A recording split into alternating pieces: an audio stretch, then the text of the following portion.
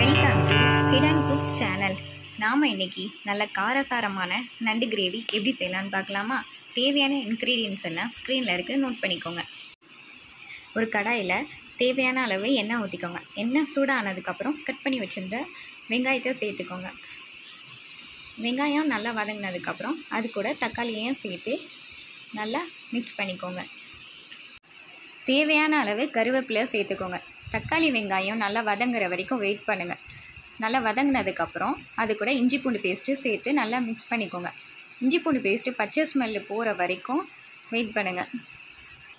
பச்சை ஸ்மெல்லு போனதுக்கப்புறம் காரத்துக்கு ஏற்ற மாதிரி சில்லி பவுடர் ஆட் பண்ணிக்கோங்க. காரம் அதிகமாக வேணும்னா சில்லி பவுடர் அதிகமாக சேர்த்துக்கோங்க. நண்டு கிரேவிக்கு காரம் கொஞ்சம் அதிகமாக இருந்தால் டேஸ்ட்டாக இருக்கும். சிக்கன் மசாலா 2 டீஸ்பூன் ஆட் பண்ணிக்கோங்க. ஆட் பண்ணி மிக்ஸ் பண்ணிக்கோங்க. எல்லாம் நல்லா மிக்ஸ் ஆனதுக்கப்புறம் க்ளீன் பண்ணி வச்சுருந்த நண்டையும் அது கூட சேர்த்துக்கோங்க. சேர்த்துட்டு நல்லா மிக்ஸ் பண்ணிக்கோங்க. நம்ம நார்மலாக குழம்பு மிக்ஸ் பண்ண மாதிரி நண்டு குழம்பு மிக்ஸ் பண்ண முடியாது, கொஞ்சம் டஃப்பாக தான் இருக்கும்.